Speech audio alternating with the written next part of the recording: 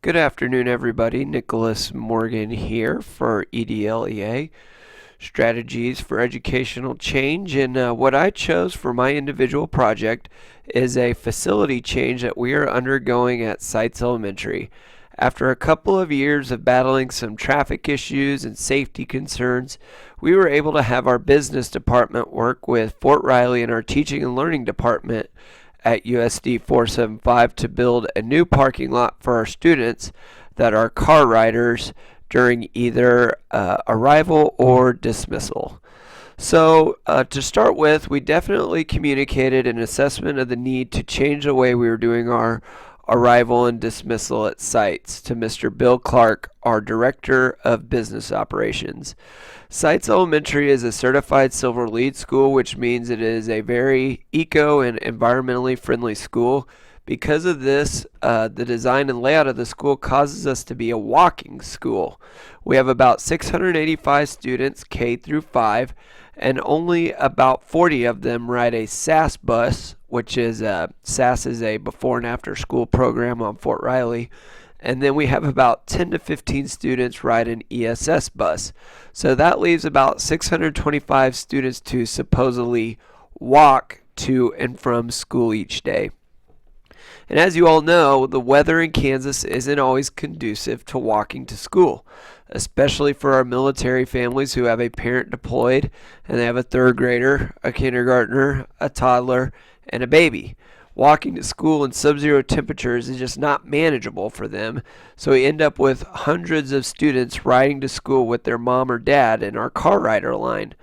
And you can see on this map that I have that we only have one parking lot up here that holds about 90 vehicles, which isn't even large enough for our entire staff, so there certainly isn't any room for our parents to park up there.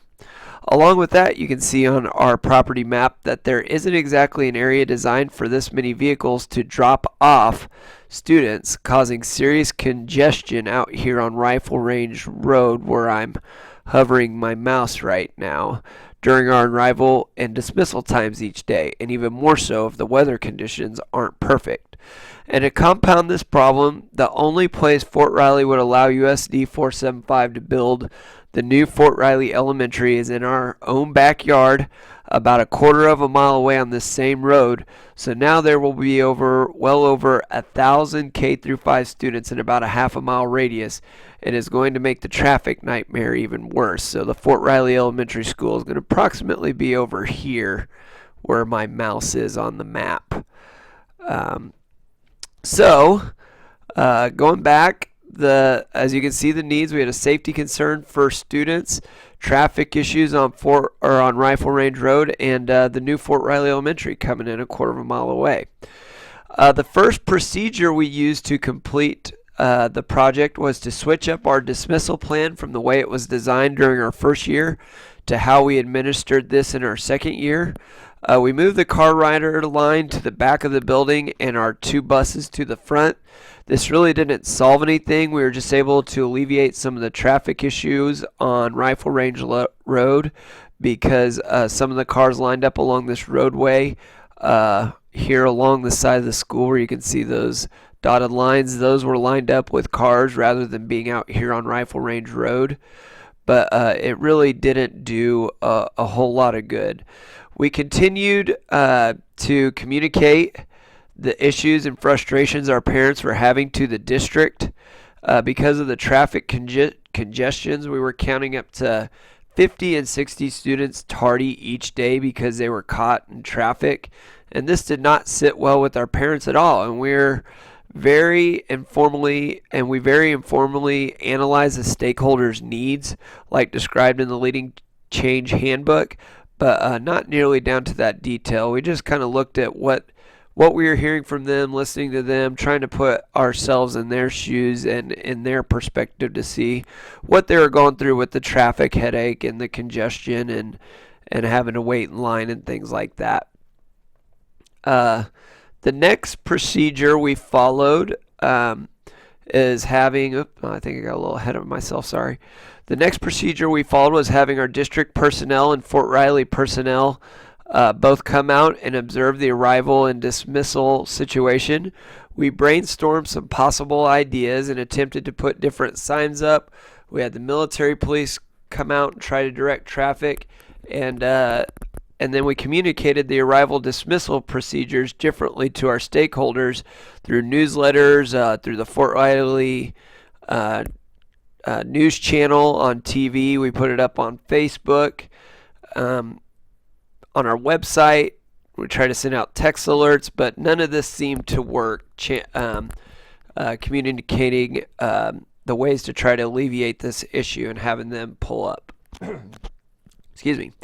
Finally, Mr. Clark, our business director, was formerly a colonel on Fort Riley, and he was able to work together with Fort Riley and use a grant from our teaching and learning department to build a temporary parking lot behind our school to try to alleviate some of the traffic and arrival dismissal issues. I was able to visit with Mr. Clark, and he said he was fortunate enough to be able to identify exactly what the EPA's needs were with the current grant they were offering Fort Riley about net zero, and that's net zero water, and how we contribute a future permeable parking lot to that effort to help get this project paid for. And net zero is basically how are you replenishing all of the water that you are consuming at Fort Riley? And one of the ways to do that was by building a permeable parking lot. How building the 70-car parking lot will remove, Mr. Clark described how building the 70-car parking lot will remove 70 cars from Rifle Range Road, alleviating some of the traffic congestion that is only to get worse with Fort Riley Elementary being constructed, all while hopefully solving our arrival and dismissal frustrations from our parents. So as you can see, this provides an opportunity for a big change at the building level for us at Seitz Elementary, both creating and communicating a new arrival and dismissal plan to our parents and stakeholders. And I put together this brochure that I think you guys hopefully have a hard copy of, and just provides the maps, as you can see here, information and guidelines for our families to follow and hopefully understand in regards to our new arrival and dismissal plan.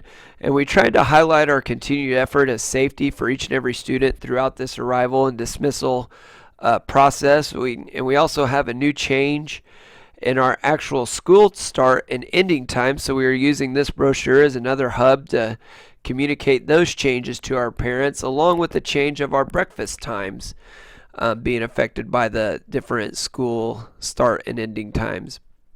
I'm not going to go through and read this brochure to you, but you can see how each of these things we identified during our needs assessment are hopefully somewhat addressed in this brochure. I believe our intention is to pass this out during enrollment, our open house, and orientation nights to try to get the word out before school starts, and then we'll also, post this on our school's website and hopefully put a link on Facebook for our parents and stakeholders to use also to get to that brochure. There are definitely a few ways that we are going to evaluate the work of this change and its effectiveness. The first way is by hopefully cutting down on the time it takes us to complete car rider dismissal after school. We'd be loading students into cars as quickly and as safely as possible, but it was still taking us up to half an hour to get all those car riding students dismissed. And as you can imagine, this caused issues because, number one, we were unable to legally pay paraprofessionals for that time because they weren't necessarily in direct contact with the identified student, and we couldn't start many of our after-school meetings on time because we had too many staff members still outside with car rider dismissal, and therefore that it also on days we didn't have things going on, it caused staff members to run late and some friction among those staff members with daycare obligations because they weren't able to get out the door quick enough to go pick up their own kids at the daycare in time. The second way that we will evaluate this work is by identifying how many staff members it will take to manage our car rider arrival and dismissal each day.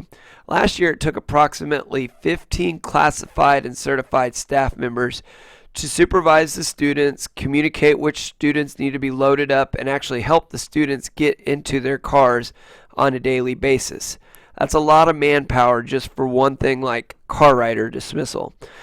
We had radio walkies out there with staff members on. We had a huge bullhorn that we called the students' names out and had them go to stations. It just took a lot of coordinating and a lot of time to do this. But hopefully this new plan will allow us to more adequately supervise our students as they walk home instead of being forced to help with car rider dismissal. And finally, sorry, I got ahead of myself again. Finally, we will be looking at our attendance data. We will be looking to see if we have a decrease in the amount of students that are tardy in comparison to the past couple of years.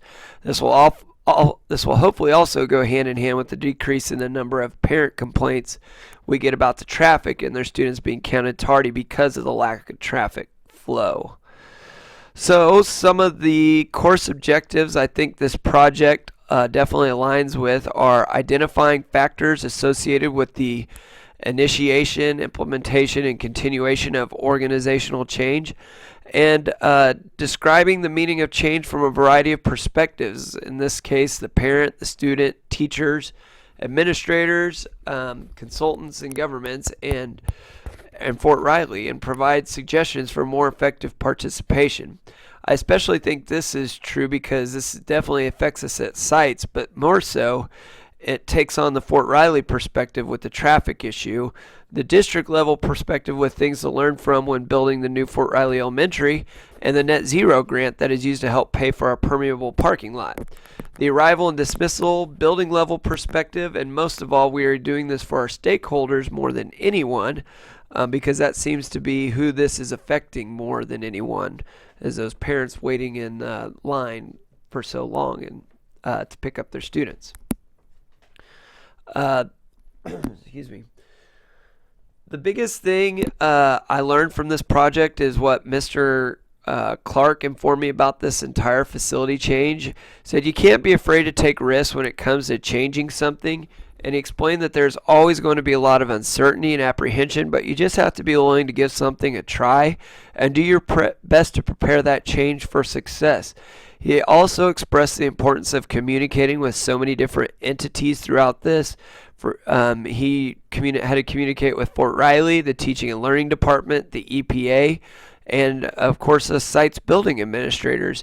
He also used the term strategic communication, and he described this as being able to communicate more than just words. He said this is being able to paint a picture of your goals and a pathway to achieving those goals throughout the change process.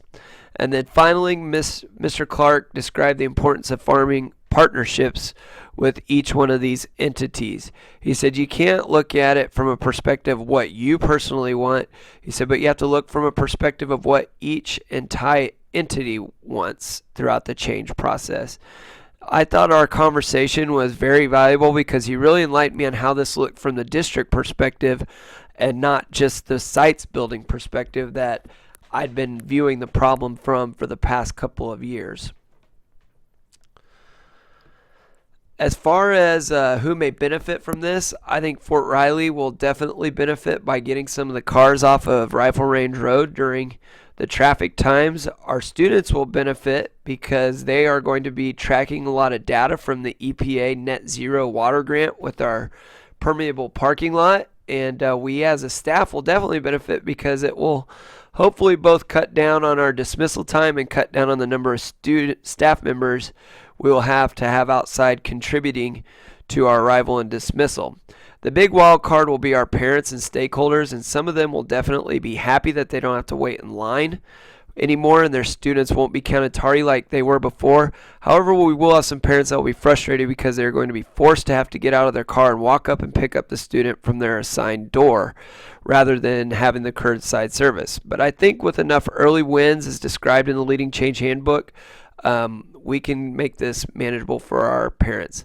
So as you can see, we'll definitely continue to evaluate and monitor. It will be interesting to see if we can accumulate enough early wins to make this work effectively. But all in all, I think this benefits